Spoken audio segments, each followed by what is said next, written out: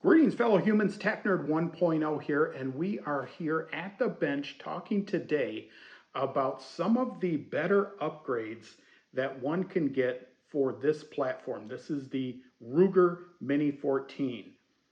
Quite a popular platform lately. We're going to talk specifically today about the 580 series, so that's anything made after 2005 to 2008. But we're going to throw in a couple upgrades for those of you who do own the older series. Stay tuned. All right, folks, and we're back. Let's talk first about magazines. Now, I should first say that we have another video where I explain exclusively about Ruger Mini-14 magazines, and there is much to talk about them. But for us, for the 580 series and above, it gets a little simpler. Basically, what you're going to want to stay with is metal magazines for the new series.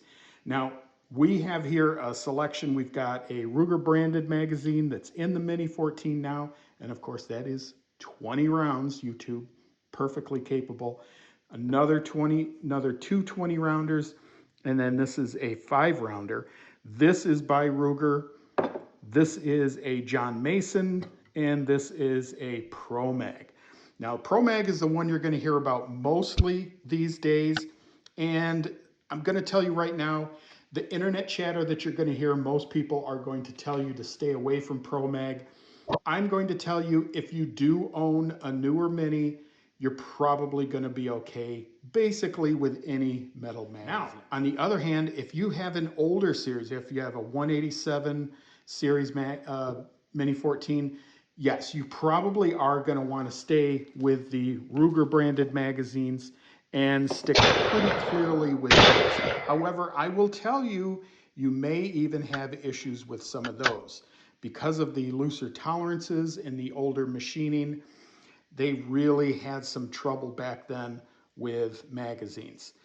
The other thing I want to tell you is for polymer magazines, generally you pretty much want to stay clear of all of those. There was one magazine, polymer magazine, it was Tapco, the Generation 2s. I had a viewer write to me and tell me about them. They did have metal feed lips and some metal supports for the rock and lock. Those actually got pretty good reviews, but they're far out of production and it's unlikely that you're ever going to find them. So I think for basically you just want to stay with metal magazines. That is the first upgrade that you want to do. You want to get yourself a good supply of reliable magazines. Okay, and for the next part, we're going to talk iron sights. And that is pretty much the first thing you want to upgrade. And we're going to say even with the 580 series, this kind of is a must. So if we take a closer look here at my Mini-14, you'll see I already have the tech sights set up on mine.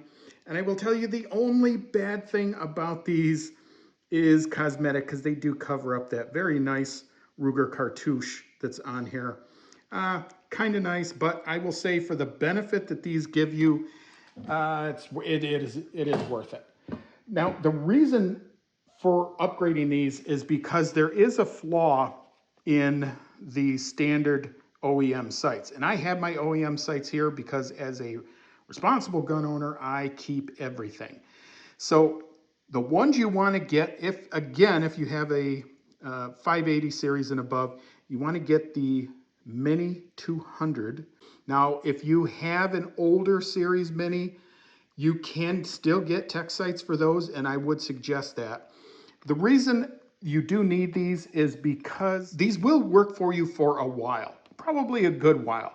They are set with Loctite from the factory, but even with that, over time they do come loose, and it really is hard to get them back into alignment after they're off. You pretty much have to take the whole thing apart. You can try re-adding some Loctite, but it's almost darn near impossible.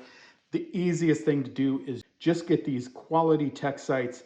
Then you can kind of go ahead and make adjustments on the fly with, with the tech sites, as you can see here, you can go ahead and make your adjustments on the fly, and they really are wonderful. I've used them, and I will pull in some footage of me using them. They are just darn near perfect, I would say.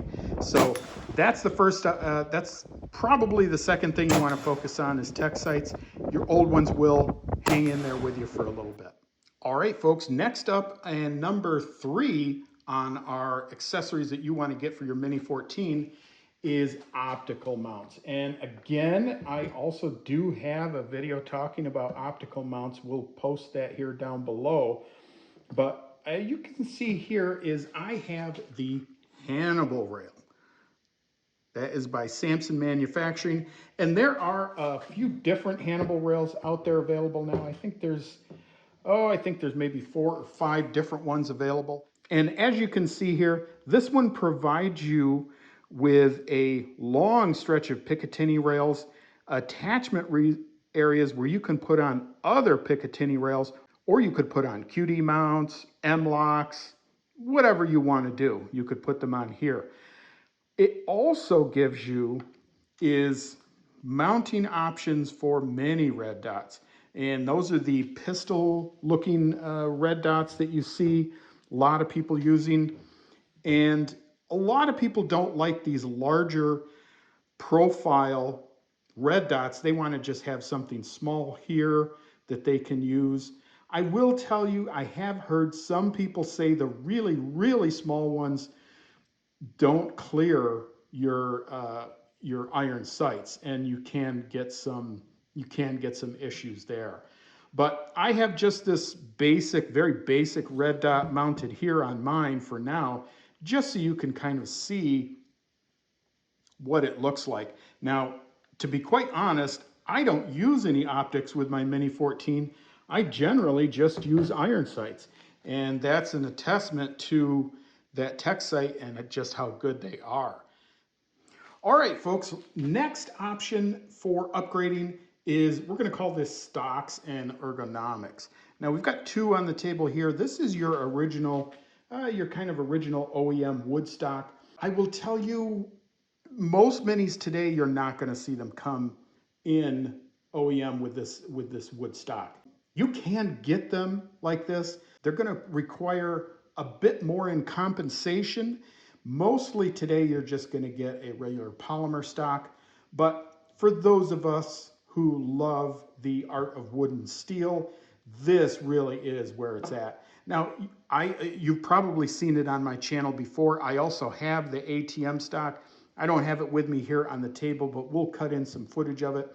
That is also an absolutely gorgeous stock, and it gives you more of a tactical feel to it. But for if you're just wanting something like a ranch rifle or something like that, this is useful for that purpose and absolutely gorgeous. This one I do use quite a bit, and this is a Hogue stock.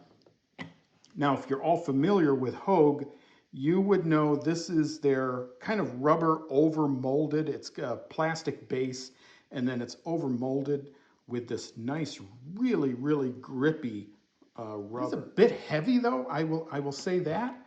And some people have some complaints about it, that it's too grippy, especially the buttstock, because it is so grippy that a lot of people get this caught on their clothing or what have you. If that's something that's important to you and you're worried about it, you might want to stick to something else like the wooden stock or even just the regular polymer one. Now, if you do want a more tactical feel to your Mini, at least right now, you are kind of limited. Mostly you're going to be looking at either the ATM stock, the A-Team stock. Now, they did make a brand new aluminum tactical stock. That is also a possibility, but it is pricey. I will tell you that. It is beautiful, but it is pricey. Now, there's a few old ones out there too. Ramline makes one, Tapco makes one. The other current one that's still available is by Archangel. That one is also foldable, but I don't like it. It's big, it's bulky, and it's kind of heavy too. Now, if you're in a band state, you're going to probably want to stay with one of these traditional hunting type stocks, such as the wooden stock, or this Hogue, or the OEM plastic stock. You're going to want to stick with one of those because they may not like some of the features on the tactical ones. All right, folks, we're back, and for our last, most important, really, accessory, and I guess we saved the best to last, is ammunition. First up is this 55 grain full metal jacket. Now this is your primary range ammo. A 1 to 9 inch twist rate stabilizes 55 grain projectiles effortlessly. Gives you a cheap, reliable plinking ammo. This kind of stuff can be found just about anywhere and often goes on sale. This is pretty much your go-to in 5.56 or 223. Okay, next up, we've got this 62 grain. Now this is green tip. This is absolutely a sweet spot for the 1 to 9 inch barrel. The twist rate here stabilizes 62 grain rounds perfectly, delivering excellent flight stability and consistent group sizes. Again, this is also some stuff that you're going to be able to find locally pretty much anywhere. Now, then we get to something like this. This is 223 Remington, but it's in 76 grain. Generally anything from 69 to 77 grain projectiles. At that point, you're going to step up to probably something that's a little beyond what the 1 to 9 twist rate is capable of. Now, there is some 1 to 9 barrels that will shoot them fine. Others may start to string or have keyholing at distance. Pretty much, I think you're going to want to stick to the 55 and 62 grains for general use. All right, folks, that is it for all of our upgrades. Let's cut to the chase, go to the conclusions, then we'll get you out of here. All right, fellow humans, conclusions. Now, those, I think, are all some really good accessories for your Mini-14. There are a few things out there that you're going to encounter in the wild. You're going to get people that suggest you do this stuff. First among those, I want to just kind of a brief warning about those. Take a lot of this stuff with a grain of salt when you hear it. First off is these polyurethane buffers that go into the system. It's a piece of plastic that you put into the system. It's supposed to absorb shock. Now, people are going to tell you that the Mini-14 is overgassed. It probably is a little bit, but especially if you've ever shot one, you see where it sends the rounds.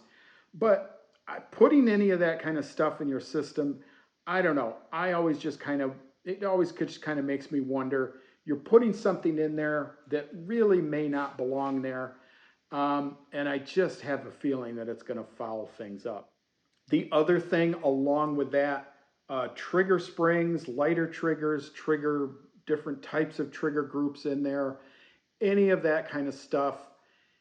If you really, really feel like the Mini-14 trigger is not good for you, which I think it's a really great trigger, but if you really feel like you need something lighter, yeah, you can do some of that stuff, but remember, you're going to have to re-zero everything and completely relearn how to use your Mini-14, because the system just isn't set up for that. So it is an issue. The other thing along with that is adjustable gas blocks. Now, certainly, if you have an older series Mini, a 187 or something like that, and you do have gas issues, then I might suggest something like that. But for these 580 series like this, I really don't see a purpose for something like that. If they're working fine and you don't have any issues, don't go fouling up what isn't wrong. All right, folks, so that is about it. Listen, I hope you learned something from this today. I hope you got something out of this. If you have any questions or comments, I'm going to put a pinned comment down below as to what your favorite upgrade for the Mini-14 is. Maybe it's something I didn't even think of. Maybe it's slings for all I know. Put it down below. Let us know what you think. It would really help out the channel if you left a like on here. If you shared it, that would be great. and I would love to get a subscription from y'all. We've got a lot more Mini-14 content coming up. Stay tuned, everyone. Again, please like, share, and subscribe. I am Tack Nerd, and I am out of here.